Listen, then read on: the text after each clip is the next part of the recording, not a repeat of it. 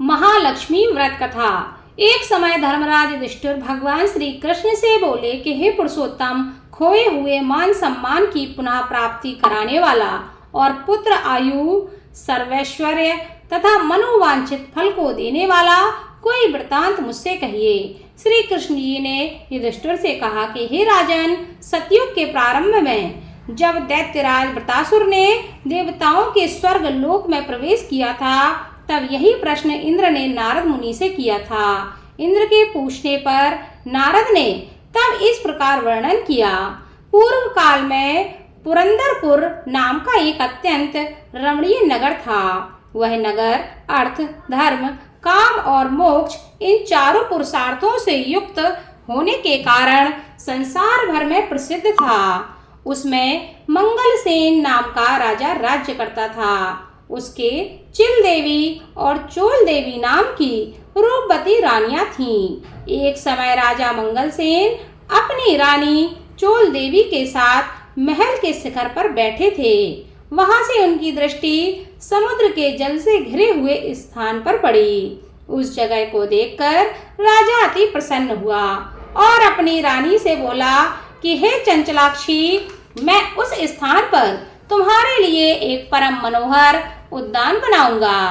राजा के ऐसे वाक्य को सुनकर रानी ने कहा कि हे कांत, आपकी जैसी इच्छा हो वैसा कीजिए। राजा ने अपने विचार के अनुसार उसी स्थान पर एक सुंदर बगीचा बनवा दिया। वह बगीचा थोड़े दिनों में अनेक वृक्ष, लता, फूलों और पक्षीगणों से संपन्न हो गया। एक समय उस उद्यान में मेघ तुल्य काला और वर्ण चंचल नेत्रों से युक्त सूकर घुस आया। उसने आकर वृक्षों को तोड़ डाला और उद्यान को चौपट कर दिया। यही नहीं, उस सूकर ने बगीचे के कई रखवालों को मार डाला। तब उद्यान के रक्षक उससे भयभीत होकर राजा के पास गए और सब हाल कह सुनाया। अपने परम रम्य उद्यान के उजड़ने की बात सुनकर राजा के नेत्र क्रोध से लाल हो गए। राजा ने अपनी सेना को आज्ञा दी कि शीघ्र जाकर उस सूकर को मार डालो। यही नहीं, राजा स्वयं भी तब राजा बोला, यदि किसी की उद्यान से यह चल पड़ा निकल जाएगा तो मैं उस सिपाही का सिर शत्रु की भांति काट डालूंगा। ऐसा राजा ने कहा। राजा के ऐसे वचन सुनकर वह सूकर जिस भाग में स्वयं राजा खड़ा था, उसी मार्ग से मनुष्यों को विदीर्ण करता हुआ निकल गया। राजा अपने घोड़े को मारता ही रह गया। राजा लज्जा से प्रेरित होकर उस सूकर का पीछा करते करते सिंह बाघों से युक्त घोर वन में दूर जा निकला। निदान सूकर से मुठभेड़ हुई और राजा ने अपने बाण से उसे भेद दिया। बाण लगते ही सूकर अपने अधम शरीर को छोड़कर दिव्य गंधर्व रूप में आ गया और विमान पर चढ़कर स्वर्ग को जाने लगा। गंधर्व ने राजा से कहा कि हे महिपाल, आपने सूकर योनि से मुझे छुड़ाकर मुझ पर बड़ी कृपा की है। मैं चित्ररथ नाम का गंधर्व हूँ। एक समय जबकि ब्रह्मा जी देवताओं के बीच बैठे हुए थे, मेरा गायन सुन रहे थे, तब मुझसे ताल स्वर की भूल हो जाने से उन्होंने रुष्ट होकर मुझे श्राप दे दिया था कि तू पृथ्वी पर सूकर होगा। जिस समय राजा मंगलसेन तुझे अपने हाथों से मारेंगे, तब तू सूकर योनि से मुक्त होगा। सो आज वह श्राप पूरा हुआ। हे राजन, मैं आपके कृत्य से बहुत प्रसन्न हूँ। आप भविष्य में महालक्ष्मी व्रत करके सर्वभौम राजा होंगे, ऐसा मेरा आशीर्वाद है। नारद जी कहने लगे और यह वह चित्ररथ गंधर्व राजा मंगलसेन को आशीर्वाद देकर वहां से अंतर्ध्यान हो गया। राजा भी वहां से अपने नगर के लिए चलने को उद्यत हुआ। त्यों ही उसे एक ब्राह्मण दिखाई दिया। राजा ने ब्राह्मण से प्रश्न किया कि हे देव, आप कौन हैं? इस पर ब्राह्मण ने उत्तर दिया कि हे राजन, मैं आपके ही राज्य का एक नागरिक हूँ। आप इस समय दुखी दिखाई दे रहे हैं, इसलिए कहिए मैं आपकी क्या सेवा कर सकता हूँ। राजा ने तब ब्राह्मण से कहा कि वह उसके घोड़े को निकट के जलाशय से पानी पिला लावे। ब्राह्मण ने ऐसा ही किया। वह घोड़े की पीठ पर सवार होकर जलाशय की ओर जाता है। बटुक जलाशय के निकट पहुंचकर देखता है कि वहां दिव्य वस्त्र और अलंकार पहने हुए बहुत सी स्त्रियां कथा कह रही हैं। तदंतर वह बटुक भी उन स्त्रियों के पास जाकर अपना परिचय देकर नाना प्रकार के प्रश्न करने लगा। हे स्त्रियों, आप यहाँ भक्ति भाव से क्या कर रही हैं? इसके करने से क्या फल मिलता है? इन देवियों ने तरस खाकर उस ब्राह्मण से कहा, यह श्री महालक्ष्मी जी की पूजा हो रही है और जो हम उन्हीं की कथा कह रहे हैं वह उन्हीं के व्रत का महात्म्य है और उन्हीं की यह कथा है। अतः आप इसे एकाग्रचित होकर सुने।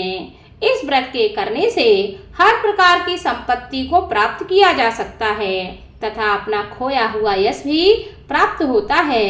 इसमें तनिक भी संदेह ना करें। इस प्रकार बटुक को उन स्त्रियों ने व्रत का वृतांत कह सुनाया। बटुक ने घोड़े को जल पिलाया और राजा के लिए कमल के पत्तों में जल लेकर वहां से लौट आया। ब्राह्मण ने लौटकर सारा किस्सा राजा को सुनाया और यही व्रत की कथा राजा से कह सुनाई।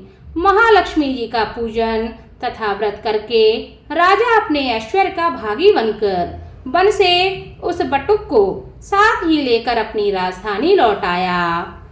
सबसे पहले राजा अपने मित्र बटुक के साथ अपनी बड़ी रानी चोल देवी के महल में जाता है।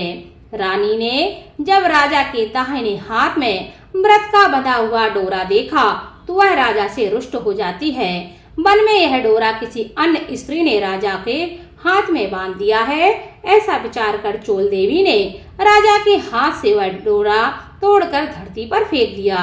उसी समय छोटी रानी चिल देवी भी वहां आ जाती हैं और वह उस डोरे को उठा लेती हैं और पास में ही खड़े बटुक ब्राह्मण से उस डोरे का संपूर्ण वृतांत जान लेती हैं। दूसरे वर्ष जब महालक्ष्मी के व्रत का दिन आता है तब राजा अपने हाथ के डोरे को देखते हैं और चिल देवी रानी के महल में व्रत और पूजा आदि का संदेश पाकर पहुंच जाते हैं। वे इस प्रकार चोल देवी रानी से रुष्ट हो जाते हैं और चिल देवी रानी से प्रसन्न हो जाते हैं। पूजन के दिन ही लक्ष्मी जी चोल देवी रानी के महल में एक वृद्ध का रूप धारण करके पहुंचती हैं। वहां चोल देवी लक्ष्मी जी का अनादर करती हैं। तब अप्रसन्न होकर लक्ष्मी जी रानी चोल देवी को श्राप दे देती हैं कि तू जा, तेरा मुख सूकरी जैसा हो जाएगा।